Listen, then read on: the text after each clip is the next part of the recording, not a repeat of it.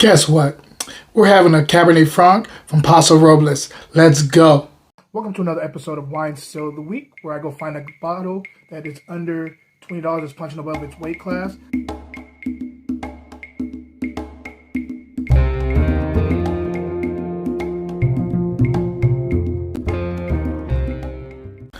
Hello everybody, happy Friday. As you can see, there's a wine in my glass.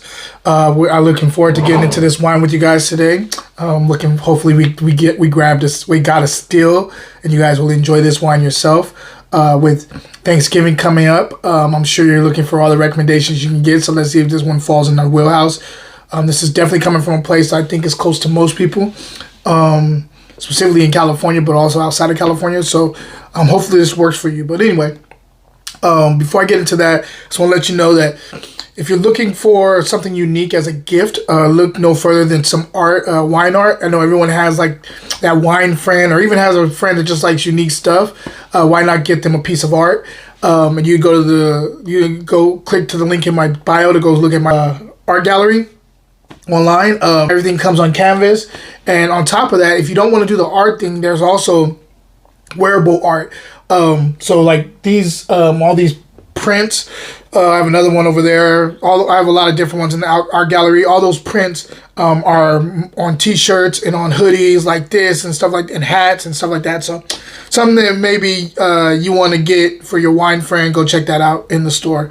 But let's get into the wine today. So I don't do this all the time, just because I feel like you want to. I don't like big names.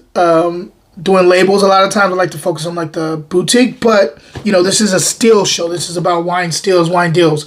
And so with that being said, I was in Trader Joe's and I ran across Petite Reserve Cabernet Franc, and they're sourcing their grapes from Paso Robles.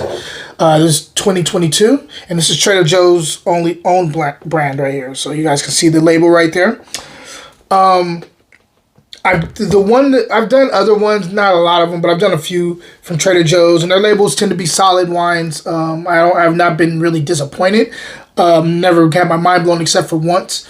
They do a Syrah label, and it's killer Syrah.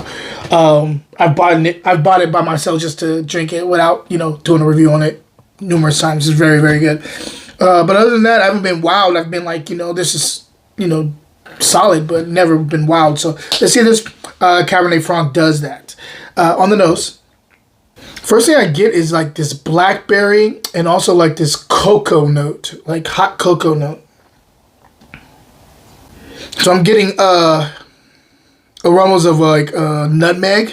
I'm also getting like a little bit of vanilla extract here too.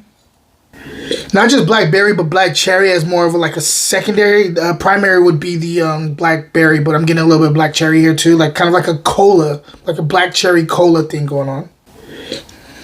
I'm also getting like a little bit of like this. I'm getting a little bit of leather here, but like new car leather. Some purple plum.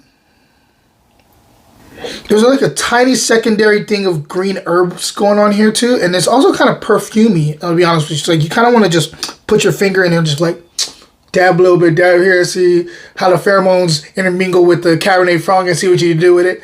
It does have like this kind of perfume thing going on here, or not cologne so much, but more perfumey.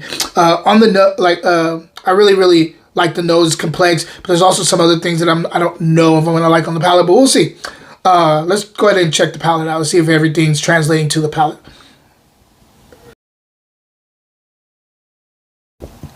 It's quite approachable. Actually, pretty delicious. A little above solid, to be honest with you, on the palate. It's actually pretty delicious. On the structure, acid is medium, almost borderline medium plus, because there is some acid here. It's lushness up front, you wouldn't be able to tell it's a lot of acid here, but there is some acid to balance out some of the other stuff going on here. Tannin is some tannin here. I will say this is a high level of medium. So like right tiptoeing that border between medium plus and medium here. No, yeah, medium plus medium. It's like right there on that line. There's some tannin here though. This has very good grip. Um, the blackberry is the driver of this vehicle. It also gets into like more of this kind of fleshy plum, purple plum in the second quarter to the third quarter. It actually extends to the finish. That purple plum is there the whole time. There is a little bit of that cola thing that I was talking about, more hitting in the third quarter, along with this kind of cocoa note, kind of not milk chocolate, but like a little bit lower on the cacao, more like 45% cacao. So you get a little bit of that kind of sweetness, but it's not sweet. This is more fruit forward, but not sweet. I feel like this finish is quite dry, but it's not bone dry. I'll tell you that it's not bone dry. There's also like these nice little this nice little pop of herbs, green herbs in the third quarter to the finish, which I'm really digging. Kind of let you know that this is Cabernet Franc, so it's distinct. Cabernet Franc has certain characteristics, and I think this is kind of hitting it right on the head as this is a legit Cabernet Franc. But you know this is not Loire Valley Cabernet Franc. This is definitely New World because it has some of that sunshine, some of that ripeness of fruit up front. But this is delicious. I actually really, really dig this wine. There is some oak here. You're definitely catching some of that, but I think it's intermingling with the fruit and the other stuff going on here very well. Yeah, I highly recommend this wine, really. Let me take one more sip. Yeah, this is good wine. Nice little long finish. I would say this is kind of a medium to medium plus bodied wine, but I would stay more on the medium side, high level medium. And I think this would be a good Thanksgiving wine, really. What I would pair with it is if you got roast beef, somebody's doing like a pot roast or something like that, I think this would go really, really, really good with that. If I'm scoring this wine still of the week, will be right back. With Christmas right around the corner, why not get that special friend or family member of yours some wearable art? This is people who love wine, love art. This is kind of encompasses all of that. So grab yourself a shirt, a hoodie, and enjoy. Now back to the show. I'm going 88 plus because it's a solid. It's above solid bottle of wine to me. It's 88 plus. Where I found this again is Trader Joe's. I got this for I got this for $7.99. So it's definitely a steal, definitely a case buy if you can get your hands on it, which you should be able to because it's Trader Joe's. I highly recommend it, guys.